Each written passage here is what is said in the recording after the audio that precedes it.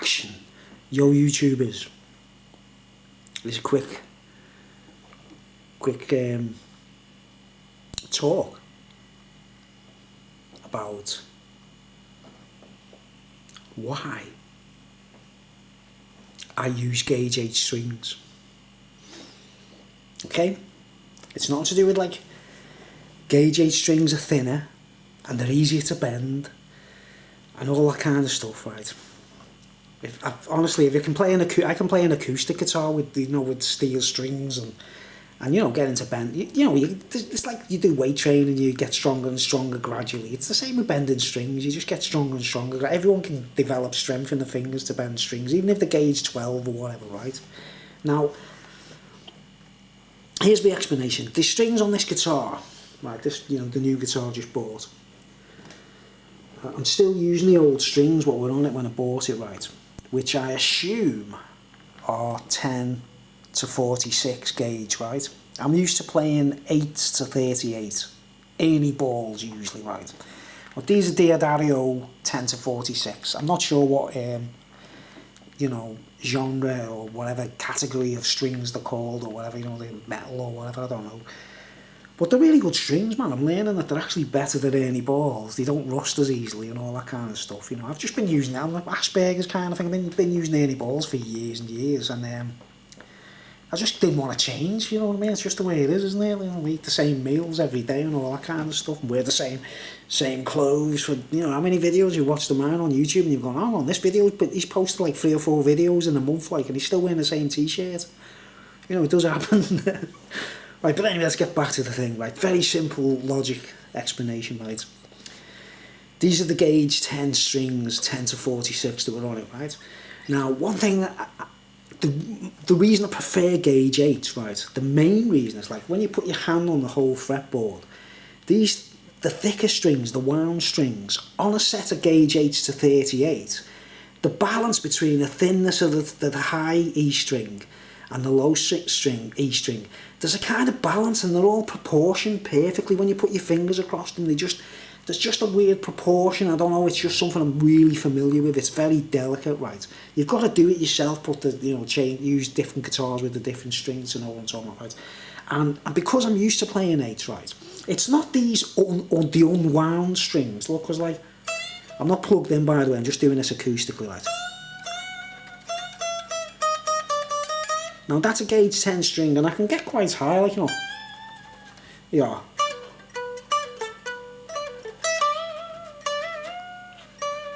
See, you know, the Gilmour kind of bend, like. Right, you get used to it, you know, it takes a while, but you get used to it, right? And I can do it on these.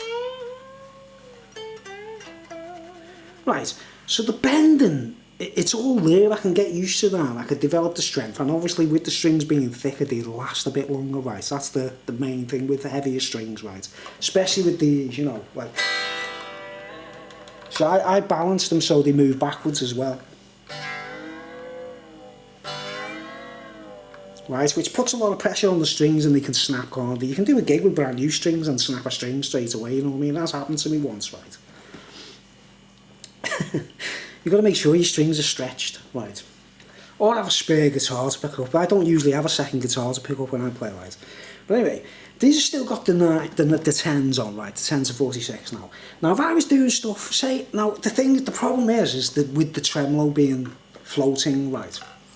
The problems with the tremolo being floating, on me Hofner, for example, it's a stop tail, wrap around, so you don't have to worry about the bridge moving, right?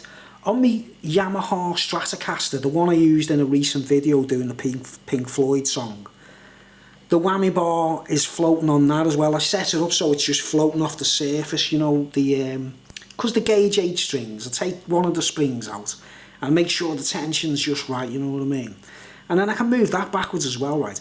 But this is the crux. This is the main reason I recommend the people, if you want to, you know, if you're into playing solos especially, right? For rhythm work and for like basic kind of guitar work, it doesn't really matter. It's a bit like acoustics. It doesn't really matter. But if you're getting into playing leads and you want to make life easy for you, it's like B.B. King talking to ZZ Top or, you know, Billy Gibbons or whatever. Make it easier on yourself, man. You know what I mean? It's a lot less stress, right? And these are the bits that really counts. This tremolo right now. If I was playing my Strat with the gauge 8 strings on, right, you've got to remember the lighter strings, right? So say I bend, now watch man, when I bend one string, I don't know if you can see it like, but the tremolo slightly moves. It'll move up slightly accordingly, do you know what I mean? Because obviously, while I'm bending that string, all the other strings, the tremolo's going to move slightly, so all the other strings detune slightly, right?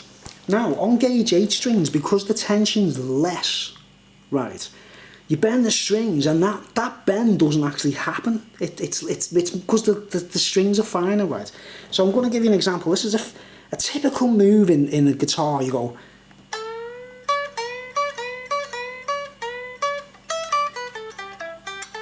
or, right, you know that bend, right? Now when I'm using gauge 8s, even with the tremolo, I can just not think about it and go. Now you see that fret, I'm not compensating in any shape or form, right? Because I'm bending it, listen. It's flat, see? Right, it should be.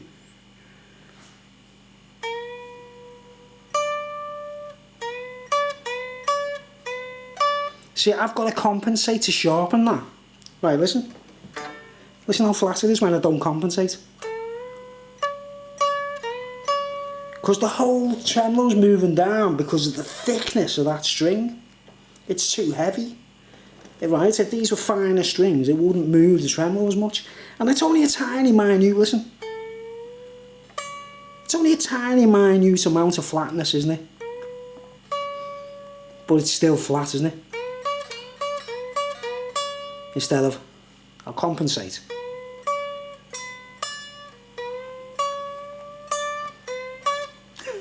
And you know what I mean? And on them I go. Now when you're practicing and you're just jamming and stuff, or you're just practicing, right, and you're playing a solo or whatever, practicing, it doesn't really matter. But when you're actually when you're playing a song, you know, when I'm playing along to my backing tracks, there's a track called Archimedes, right, and it goes like, in the solo it goes,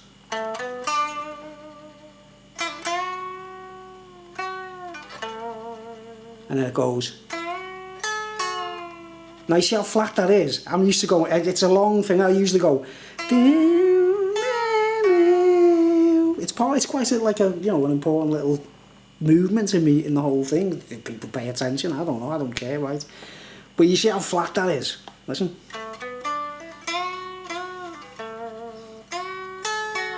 You see? That should be there. So you end up it's called compensation, where you're bending things with other fingers to try and compensate. Now I just want to go, you know, I just want to do those typical, like mostly blues players do it, don't they?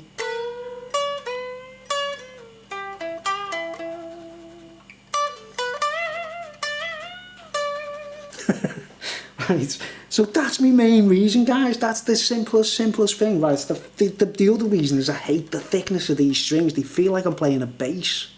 Do you know what I mean? Because I'm so used to them being finer. It's like these 3 strings are like bass strings. They just seem so heavy, and the whole thing across the fretboard doesn't seem balanced. They seem too heavy for that. It's weird, man. And get on the gauge 8s, right? It's nothing to do with them being lighter and are easier to bend and all that stuff, though that's a fact of life. They are easier to bend, and it makes things much easier, especially playing the blues and doing these kinds of things.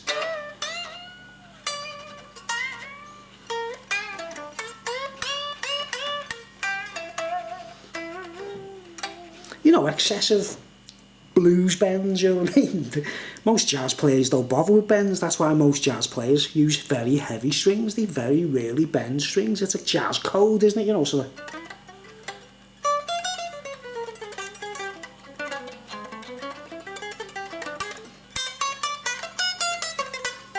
you'll never hear that in the middle of a jazz solo, will you? Unless it's Frank Zappa, maybe.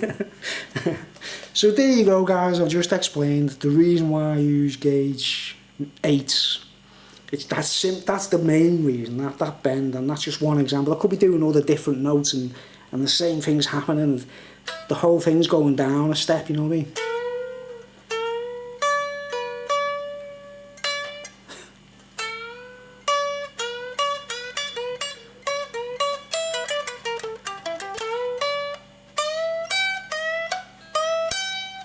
Whereas it's not as difficult on the 8s, it just seems to sit right, and it doesn't detune too much because the tension's less.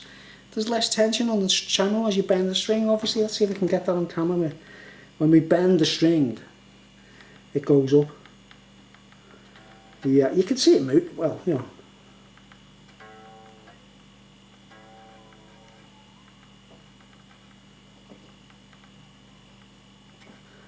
Very slight. But that little difference makes like a tiny bit of flatness, doesn't it? See, it's much easier on the 8s. Let's go.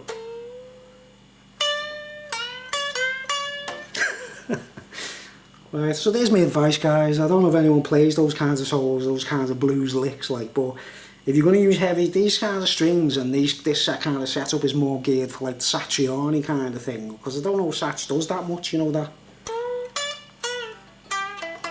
He's not really a cliche player, is he, if you know what I mean? I'm a bit of a blues player, do you know what I mean? I'm a bit of a blues man.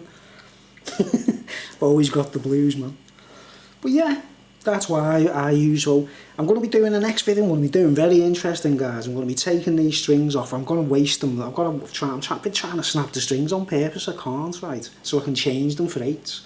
And there's no videos on YouTube about putting gauge 8 strings on a Floyd Rose type tremolo. Everyone uses 9s, 10s, 11s, 12s. Because they think they're stronger and they're less easier to snap. Whereas I've used strings gauge 8s for ages, going rusty, flexible, they don't snap, you know what I mean? They're really hot. They're more flexible, obviously, they're more flexible, they're less brittle. Physics, man. They last longer. These are more likely to snap. But that's it, that's my explanation. So, when you consider these things,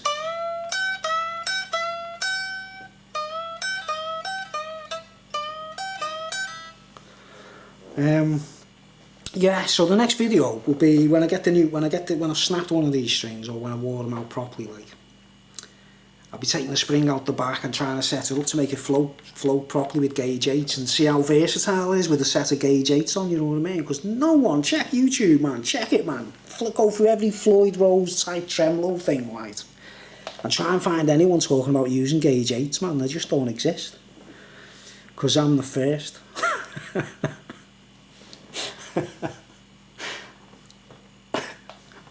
Alright, man, thanks for watching. Bit of interesting, I don't know.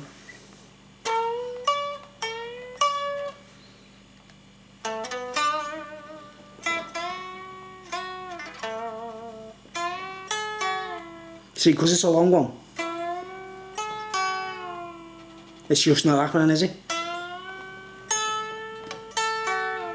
You've got to compensate. Gauge 8s, that's the way to go if you're a blues player. Alright, thanks for watching. See you later. Video coming up about me stripping the strings off, putting a new setup on, experiment with 8s. It's gonna be fun. Stay tuned. Thanks for watching. Thumbs up, press the like button,